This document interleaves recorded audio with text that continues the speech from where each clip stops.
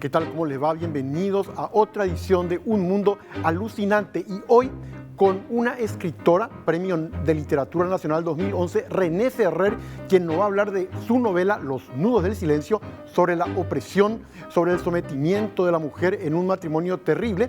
Y va a estar con nosotros René Ferrer en instantes. Pero comencemos, como siempre, con lo que hace a un recorrido por bibliotecas del exterior. Vamos nosotros ahora hasta, miren qué belleza, Río de Janeiro, el Real Gabinete Portugués de Lectura. Concretamente, es una biblioteca ubicada en Río de Janeiro. ¿Saben cuándo se fundó?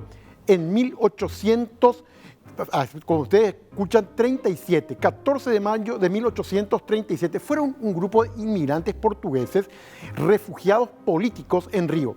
Este edificio que ustedes están viendo actualmente le sirve de sede.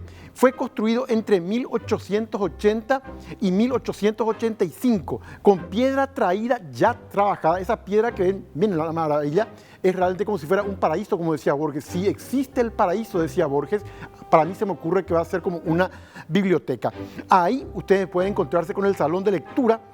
Alberga más de 350.000 ejemplares de gran valor en cuanto a la cultura portuguesa se refiere. Y díganme si la obra de arte no es solamente el conjunto del libro que está ahí, sino esta construcción que se hizo, les reitero, entre 1880 y 1887 del siglo XIX. Y hablando de libros, ahora vamos a nuestra sección de los libros a la pantalla. Un homenaje a los libros, La ladrona de libros. Esta novela fue escrita por un australiano, concretamente fue escrita por Marcus Zusak. Ahí tienen la tapa de la novela, pasó al cine. Pues bien, en el año 2013 esta obra fue llevada al cine, dirigida por Brian Percival. ¿Qué es La ladrona de libros? Una chica, Lisbeth, muy jovencita, de nuevo 10 años, tiene que ser llevada en adopción a otra familia porque su madre ya no puede sostenerla, el padre murió. Estamos hablando de el régimen ya de Hitler a finales de la década del 30 y la Segunda Guerra Mundial. Entonces la mamá le lleva a una familia de adopción cerca de Múnich. Esta niña inicialmente no sabía leer, queda ahí con esa familia de adopción, hasta que comienza a aprender a leer. ¿Y cómo hace ella para sobrevivir en medio de esa tragedia terrible de la Segunda Guerra Mundial con Hitler ahí encima? Leía, coleccionaba libros y leía, y le parecía que así ella se salvaba, con un amiguito, por cierto. El final de la película no les cuento ni tampoco del libro, pero tiene mucho que ver por qué exactamente un libro en particular, un escrito en particular, la salvó a esta niña en la Segunda Guerra Mundial, ya bajo el régimen de Hitler. Tanto la novela como la película, que son muy buenas, pueden comenzar o con la película llegando a la novela o con la novela llegando a la película. Y volvemos preguntando a la gente, ¿qué leen y qué recomiendan como lectura? Veamos. El hombre más rico de Babilonia. Trata sobre más bien el ahorro, ¿verdad? La importancia y el hábito más bien, ¿verdad? De ahorrar. El libro es prácticamente una fábula del tiempo aquel, ¿verdad? De la época, y es bastante ameno en el sentido de que va relatando y a la vez enseñando a cómo, ¿verdad?, ahorrar. Y a mí me parece un clásico, es muy bueno. ¿Recomendás? Totalmente.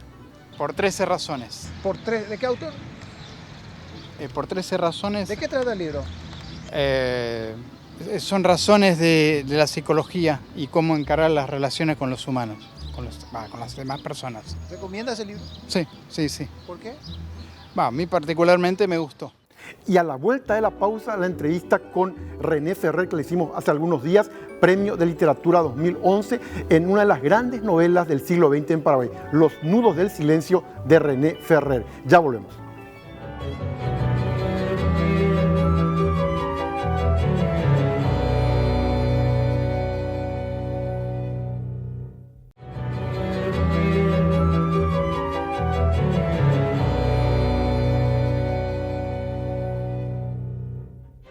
Estamos llegando a octubre, se cumplen 30 años de una novela central en nuestra literatura, Los Nudos del Silencio, de René Ferrer. Acá tienen justamente el libro, una edición reciente. Ella es Premio Nacional de Literatura 2011 y es un libro que marcó Stroessner estaba a punto de ir y la novela es un punto muy fuerte en torno a lo que significa la opresión y la sumisión. Y está con nosotros la autora René Ferrer. Bienvenida, René. ¿Qué tal? ¿Cómo estás? Encantada. Y muchas gracias por haberme invitado. Al contrario, contale primero a la audiencia más joven, ¿quién es Malena? Bueno, Malena es una burguesa paraguaya y te cuento por qué surgió como personaje. Resulta que yo estuve en París y fui a un teatrito de Pigalle y realmente me sorprendió una bailarina oriental. Entonces dije, qué interesante este personaje para un cuento. Y escribí todo sobre ella, así una trama. Y después dije, pero esto es muy largo para un cuento, amerita una novela. Entonces dije, pero no voy a escribir una novela solo de una oriental. Un personaje femenino oriental. Le voy a poner una burguesa paraguaya enfrente que mire el espectáculo. Y el marido de la burguesa era muy dominador y qué sé yo, bueno. Y el tema fundamental, inicial, fue el sometimiento de la mujer y el abandono de la vocación de la mujer, cosa que yo aconsejo a todas las mujeres que jamás lo hagan. Por supuesto, y ahí surge ese marido. Ahí surge el marido, digamos, en los primeros, digamos, capítulos, pasando ya la mitad de la novela, él solamente se hablaba de cómo era, de que ella no sabía nada de lo que él hacía, pero de repente Manuel, que es el nombre, se me escapa y quiere ser un torturador de la dictadura. Y ahí la novela pasa de ser de un tema meramente femenino, una denuncia femenina, a ser un tema también político. Sin ninguna duda, él, Manuel, torturador de Stroessner, ella, Malena, una persona que tenía una vida anterior, era una burguesa, van a París y allí él le lleva a un espectáculo porno y se encuentra con que es lésbico. Sí, él se encuentra con que es lésbico y como hombre no lo soporta. Y quería que ella le haga caso y se vaya, ¿verdad? Con él y salgan. Bueno, y no sé si cuento el final porque nadie lo va a querer. No, pero me pareció, claro que no, pero sí me pareció extraordinario el final. Por eso, ¿cómo te planteaste el desarrollo del personaje de una Malena que, vos decís, sacrificó parte de su vida anterior como burguesa a estar sometida a un torturador de Stroessner? Y ella no sabía nada, como muchas mujeres no sabían nada de lo que hacían sus maridos. Otras sí, ¿verdad? Estaban en el, digamos, conocimiento y el uso y el abuso de la posición que tenían, ¿verdad? Pero esta no. Y se va a ese lugar y ahí surge como una epifanía en ella. Ella vive una epifanía, que es darse cuenta de lo que es realmente la libertad, ¿verdad? Porque ella ve algo que jamás ni se había imaginado, dos mujeres bailando, nunca se había imaginado. Y ella entonces se da cuenta de que había dejado su pasión, que era ser pianista, ella la había abandonado.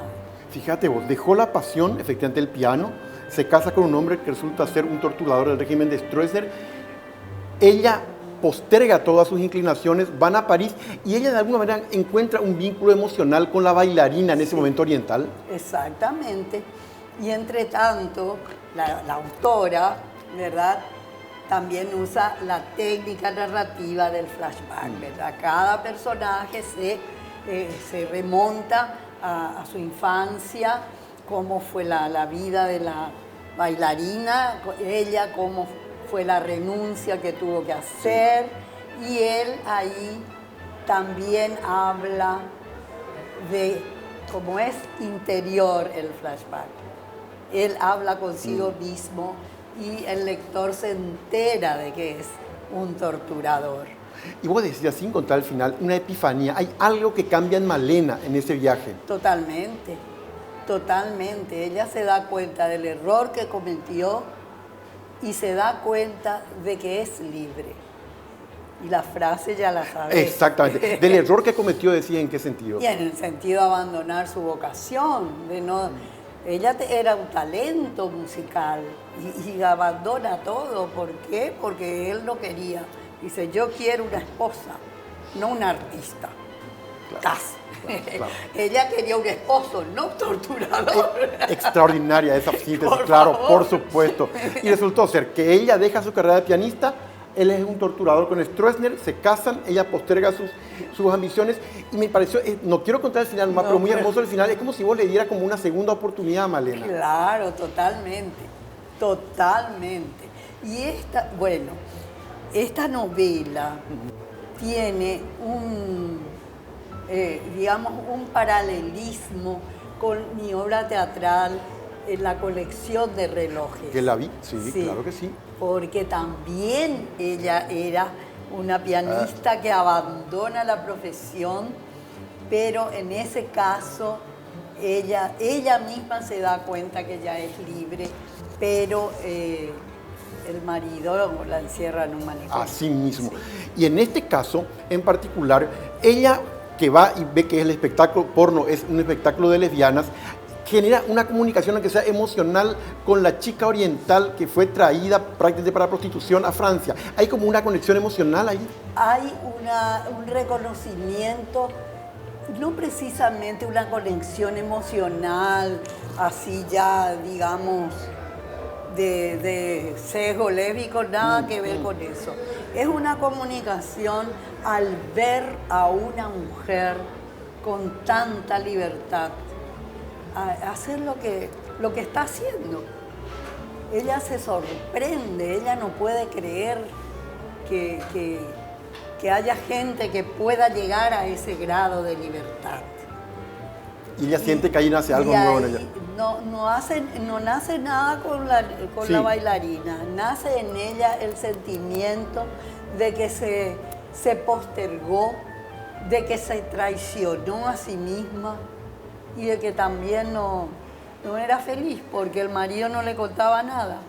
30 años después, te pregunto, ¿cómo se recibió en aquel octubre del 88 con Stroessner todavía en el poder esta novela? Ay, no te puedo creer el miedo. Vos sabés que cuando yo estaba escribiendo la novela, creo que era de mañana, temprano, de repente, y con naturalmente, máquina de escribir, claro. porque es lógico. Bueno, veo por la ventana, porque mi escritorio está dando a la calle, y en ese tiempo no tenía una verja cubierta. Se veía la calle. Y veo dos policías. Y digo, Dios mío, ¿será que están acá porque saben lo que estoy escribiendo? Dios mío, un terror. Entonces me levanto junto a todo, me levanto y llego al ropero a encerrarlo. mi manuscrito. Y después me doy cuenta porque salí a mirar y ver, a ver, porque me extrañaba. Veo que en la otra esquina también y también. Había sido que el presidente iba a pasar por esa calle. Bueno, y cuando le habló a Duarte Rodi, que era el director de Arte Nuevo, yo le digo, yo era joven en esa época, y le digo, decime una cosa, ¿vos te animás? Mira que tiene 3 capítulos comprometedores. Y me mira bien y me dice, ¿y vos te animás? Yo me animo, le dije, bueno, entonces yo también. Por supuesto que él se animaba, así. Por supuesto. Era totalmente puesto en contra total, lógico. ¿Y cómo fue la presentación entonces en aquella época? Y en aquella época yo creo que no hubo ningún problema, porque primero porque creo que esta gente no leía todo lo que salía. Segundo, porque yo no estaba en la lista de los opositores combativos que se metían realmente a hablar y que iban a la cárcel, como por ejemplo Rubén Vareiro, bueno, después exiliado, en fin, todas esas cosas, ¿verdad? Yo era más bien una persona, más bien, no sé, de familia, de estarme más con los chicos, tenía chicos, en fin. Entonces no participaba de eso. Aunque ganas no me hubiera faltado, ¿eh? Ah, sí. ¿Y sabes qué pasa con eso? Con eso de no haber seguido tal vez ese impulso que uno tiene de protestar más en público y tomar una postura así más combativa. Pasa que uno después se da cuenta, ¿verdad?, que no lo hizo y hay como una compensación, un deseo de escribir. Entonces yo atribuyo a eso estos capítulos de Los nudos del silencio y esta premura, esa premura porque salga el libro, aunque sea a fin de año, aunque sea a la ligera, en fin, salga como salga, pues yo quería que se publicara ese año y antes de un viaje que hice a México para un festival de poesía. Y sin saber, es claro que sabía que que había rumores de que iba a caer, había rumores, eso sí se sabía. Pero uno no puede realmente saber lo que va a pasar. Pero yo tenía ese apuro. Y ese apuro hizo que la novela, digamos, trascendiera un poco el área literaria para convertirse también en una novela de crítica, ¿verdad?, contra el régimen. Claro. Mira, René, muchísimas gracias. Reiteramos con René Ferrer. Este es el libro Los nudos del silencio. Ahora, en unos días más, en el mes de octubre, se van a cumplir 30 años de esta novela. Léanla, aprovechenla a fondo porque es un canto a la libertad. Volvemos enseguida.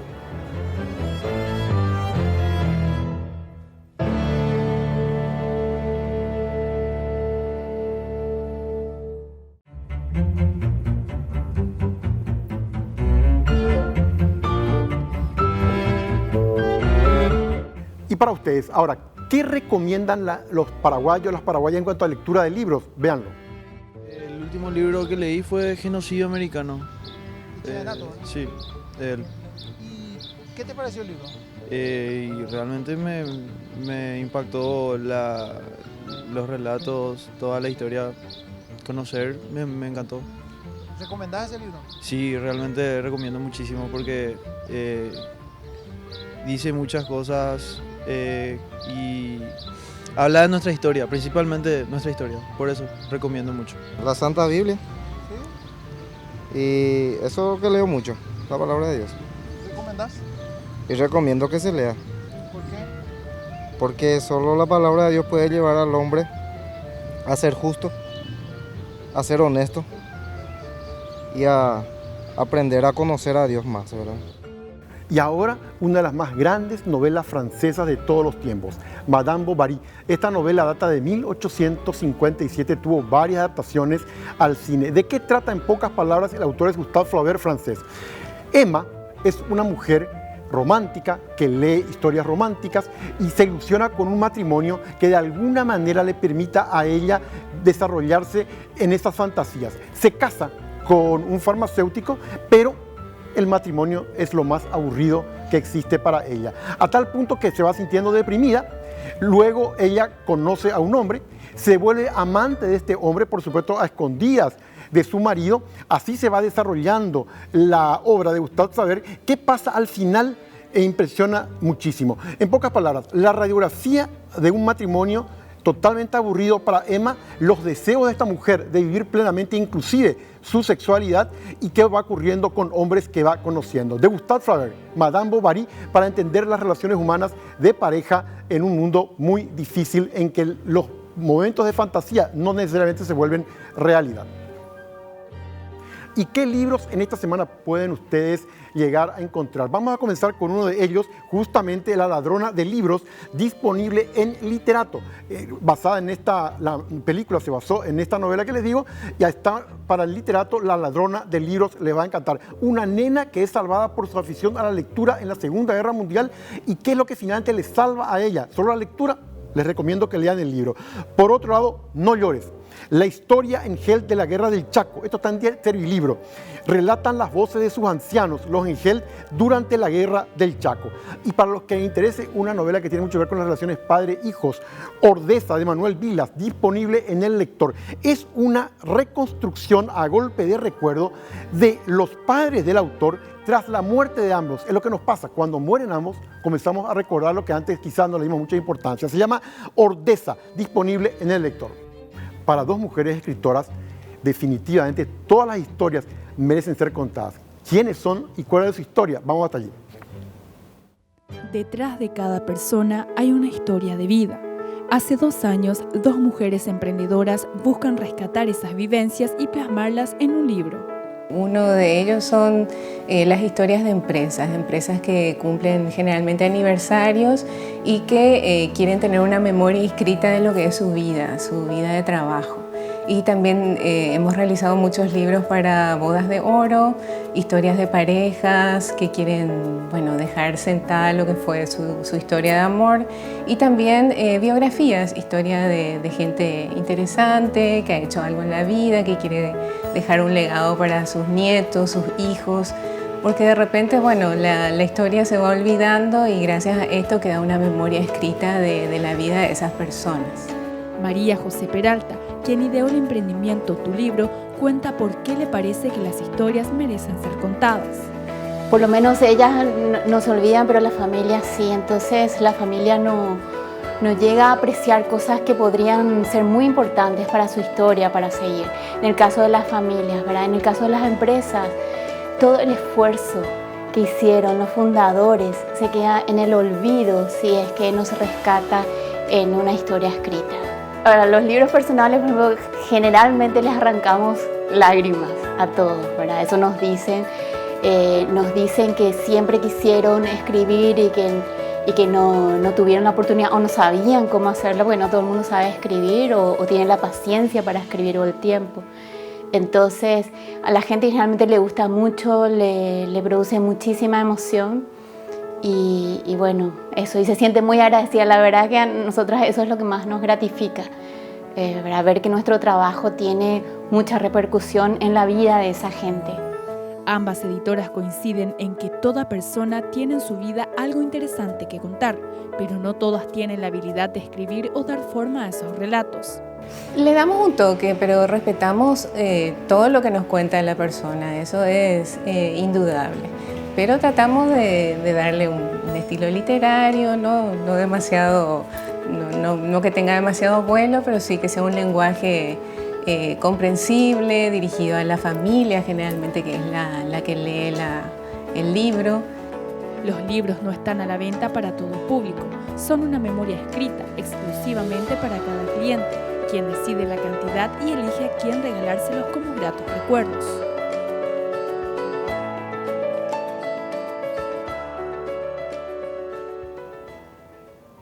Qué entrañable informe. Por eso hacemos libros.